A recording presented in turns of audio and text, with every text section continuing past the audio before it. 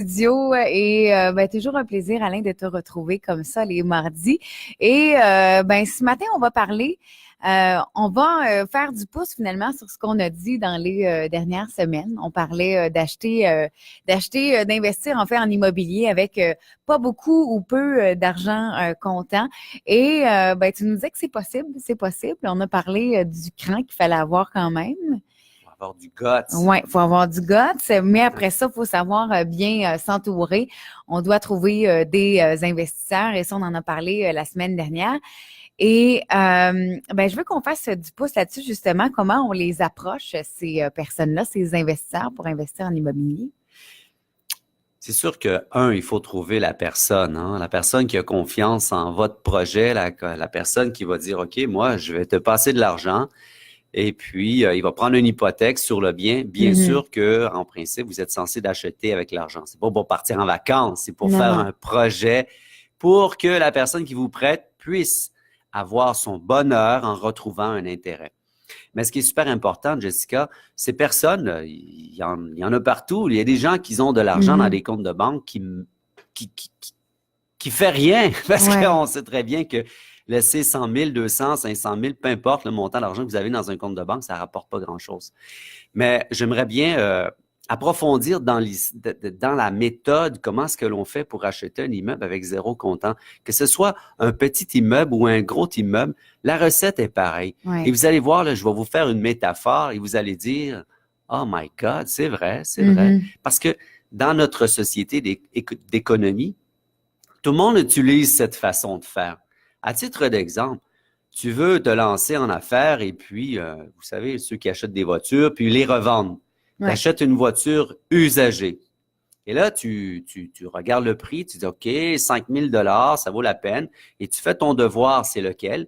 C'est d'analyser à combien que ça va me coûter pour la remettre en état potable et de la vendre sur le marché. Et là, lorsque tu fais tes calculs, tu te rends compte, OK, j'ai 2 000 $ à mettre sur la voiture. Donc, primo, tu l'as acheté 5 000, c'est basic.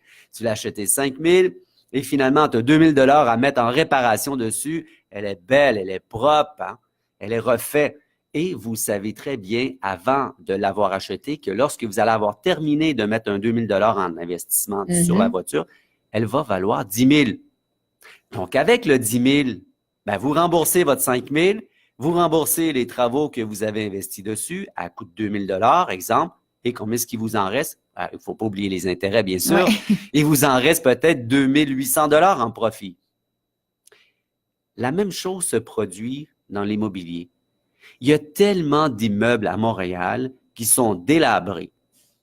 Les revenus sont affaisés. Il n'y a pas de revenus. Autrement dit, le voisin, c'est des condos, il a rénové, il loue un 5,5, un 4,5 à 700, 800 $, puis celui qui est délabré, ils sont dans le 500, 600 $. Il y a un gap là, de 200 $ à aller chercher si on fait des travaux, ainsi de suite. Bon, on ne va pas rentrer dans la stratégie d'augmentation de la valeur, mais c'est la même chose. On achète un immeuble qui valent 500 000 ou 1 million de dollars, on prévoit de mettre 200 000 $ et lorsqu'on va le revendre ou le refinancer, on sait à l'avance, avant même de signer chez le notaire, il va valoir 1 500 000, 1 200 000 ou 800 000. Et lorsque vous faites cette stratégie, vous remboursez votre mise de fonds qui ne vous appartient pas parce qu'elle a été financée à 0%. Et après ça, vos travaux, et vous avez fait un 200 300 000 ou peu importe. Ce qui est très important à comprendre, c'est lorsqu'une personne va vous prêter personnellement pour que vous puissiez prendre cet argent et la mettre dans un projet immobilier ou un investissement tel genre, ça devient une dépense personnelle pour vous, les intérêts que vous versez à la personne. Parce que vous avez utilisé l'argent que vous avez emprunté pour un investissement.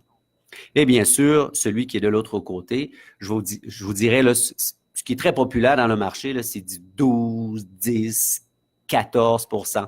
En haut de ça, là, ça commence à être pas mal cher. Mais il y a beaucoup de personnes âgées, pépé, mémé, mon oncle, peu importe, ils ont accumulé de l'argent. Ça rapporte même pas du 1% c'est ça, dans leur coffre. Dans leur compte de banque. Et là, il se dit, oui, mais si tu ne me payes pas, tu dis, pépé, mémé, mon oncle, vous avez un lien direct sur la bâtisse. Je fais les travaux. je mets la rénovation dedans. Si je ne vous paye pas, ben, vous reprenez. Si ma stratégie, je me suis trompé dans mes calculs, j'allais dire un mot vulgaire, je me suis trompé dans mes calculs, ben, vous reprenez l'immeuble. Simple, simple. Donc, je répète, c'est comme une voiture. Vous regardez, ah oui, il y a plein de détails là, qu'il faut calculer. Vous prenez, vous recherchez un immeuble, il vaut 1 million, il est délabré, vous le négociez, vous vous dites qu'il y a probablement 200 000 à mettre en travaux de rénovation. Vous allez voir les évaluateurs, peu importe, les courtiers font aussi des calculs, les banquiers aussi. Tu dis au banquier ou l'évaluateur, OK, lorsque cet immeuble que je m'apprête d'acheter, que je vais avoir X nombre de revenus, puis je vais avoir fait les portes, les fenêtres, les salles de bain, les cuisines, comment est-ce qu'il va valoir? Il va vous le dire. Mais des fois, est-ce que ça t'est déjà arrivé à toi d'avoir des mauvaises surprises, justement, avec des bâtiments comme ça, que finalement, les évaluateurs disent, OK, ça va coûter tant, par exemple, faire les travaux. Bon, OK, parfait, on prévoit le budget. Et que là, finalement, tellement délabré, tellement de rénovations à faire qu'on a des petits imprévus. Ça peut arriver aussi. Tout dépend de la capacité puis de votre expérience. Parce que si on manque d'expérience, je vous suggère fortement d'ajouter un 15 % de réserve d'imprévus puis de mots que vous allez sacrer. Oui. Plus que vous êtes expérimenté, moins que le budget des imprévus va être présent. Donc là, on va réduire à 5 et à 10 %. En bas de 10 % là, vous risquez de sauter le budget. Même moi, avec toute l'expérience, j'ai viré quand même 1000 unités dans la vie. Donc, il y a encore un 10 %. J'ai une anecdote, il n'y a pas si longtemps, c'est pas moi qui s'est trompé, c'est pas l'évaluateur, c'est l'électricien qui s'est trompé. Il croyait que c'était du 60 ampères, tout le câblage, et finalement, lorsqu'il a ouvert les gaines, ben, c'était du 40 ampères. Et pourquoi? Parce que c'est un vieux 60 ampères, ils avaient la même grosseur de fil qu'un 60. Il s'est trompé. Mais là, je lui dis, attends, t'es comme un docteur, faut que je t'ouvre le ventre au complet pour savoir qu'est-ce que j'ai. Voyons, t'es électricien, c'est pas pour rien, j'ai confiance en toi. Bon. Résultat, 18 000 de plus sur le budget. Ce sont des choses, mais nous avons calculé, nous l'avons mis dans le budget des imprévus comme ça. Et là, bien sûr, c'est la manière de débuter, donc c'est la meilleure manière, mais il y a des gens qui le font, là on parle d'immobilier, mais il y a des gens qui font des flips de maison aussi. C'est le même principe?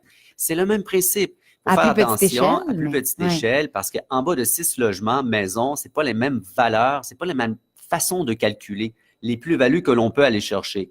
Par contre, dans le multirésidentiel 6 et plus, 20, 30, 40, 60 logements, c'est complètement d'une autre façon. Mais si vous vous référez toujours à un évaluateur agréé, c'est important parce que ce qu'il faut savoir, j'ai déjà des gens qui sont venus me consulter, mais comme toujours, ils me disent, Alain, j'ai un super deal, une maison là, que je peux avoir pour des peanuts. Et là, on a fait un scénario, il met les fenêtres, il fait la salle de bain, la cuisine. Et l'évaluateur est venu, puis il dit, même si tu mets 100 000, ça augmente pas plus que 80 000 ta valorisation. Hein? Comment ça se fait? Ben parce que vous vous êtes en train de faire pousser une rose dans un jardin de pissenlit. C'est simple. C'est vrai. Il y a des quartiers où il faut pas... Écoutez, si vous refaites la voiture que je vous ai dit tout à l'heure, puis dans la Honda Accord, c'est une 85, exemple. Ben, il s'en va pas plus qu'à 5 000 $. Puis là, vous dites, vaut 10 000. Ben, pourquoi? Parce que je l'ai refait. Oui, tous les matériaux puis tout ce que vous avez fait dessus, oui, mais il n'y aura pas un acheteur pour votre voiture. Donc, il y a plusieurs facteurs à tenir compte, finalement, là. Au début, je pense que c'est de bien s'entourer avec des évaluateurs, des gens qui vont nous conseiller, nous dire si c'est un bon coup ou pas, finalement. Si c'est un bon coup ou pas. Mais c'est toujours de figurer à savoir qu'est-ce que je veux faire avec. Vous savez, on achète n'importe quoi dans la vie. Là. Si je veux faire de la course, ben, je n'irai pas m'acheter une petite voiture. C'est parce que je vais aller sur un circuit. La même chose. Vous achetez un bien immobilier, sachez ce que vous voulez faire. Est-ce que vous voulez passer la retraite avec ou vous voulez le flipper ou à l'habiter dedans? Ben, et souvent, là, pour terminer, c'est souvent ce que je vois comme, non pas problématique, comme cas. Les gens, ils veulent acheter un immeuble, ils veulent faire de l'argent. OK. Vous savez, si on demande à la vie, là, je veux faire de l'argent. OK, voici $1.